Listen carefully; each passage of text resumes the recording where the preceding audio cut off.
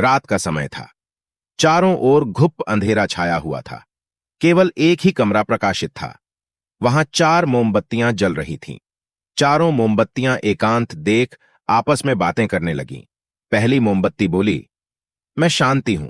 जब मैं इस दुनिया को देखती हूं तो बहुत दुखी होती हूं। चारों ओर आपाधापी, लूट खसोट और हिंसा का बोलबाला है। ऐसे में यहां रहना बहुत मुश्किल है। मैं अब यहां और नहीं रह सकती। इतना कहकर मोमबत्ती बुझ गई।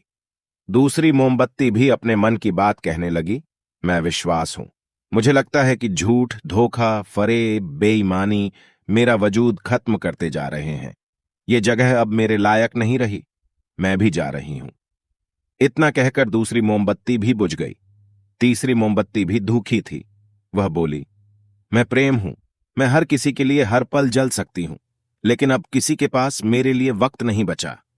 स्वार्थ और नफरत का भाव मेरा स्थान लेता जा रहा है। लोगों के मन में अपनों के प्रति भी प्रेम भावना नहीं बची। अब ये सहना मेरे बस की बात नहीं। मेरे लिए जाना ही ठीक होगा। कहकर तीसरी मोमबत्ती भी बुझ गई। तीसरी बत्ती बुझी ही थी कि कमरे में एक बच्चे ने प्रवेश किया। मोमबत्तियों को बुझा हुआ देख उसे बहुत दुख हुआ। उसकी आंखों से आंसू बहने लगे। दुखी मन से वो बोला, इस तरह बीच में ही मेरे जीवन में अंधेरा कर कैसे जा सकती हो तुम? तुम्हें तो अंत तक पूरा जलना था, लेकिन तुमने मेरा साथ छोड़ दिया। अब मैं क्या करूंगा? बच्चे की बात सुन चौथी मोमबत्ती बोली, घबराओ नहीं बच्चे। मैं आशा हूं और मैं तुम्हारे साथ हूं।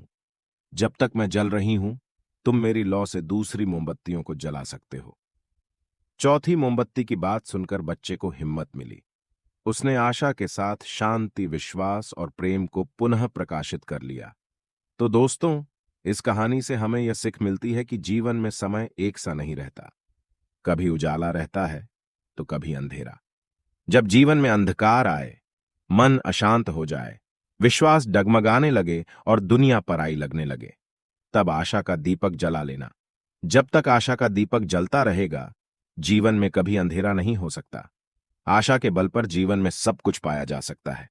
इसलिए आशा का साथ कभी ना छोड़े।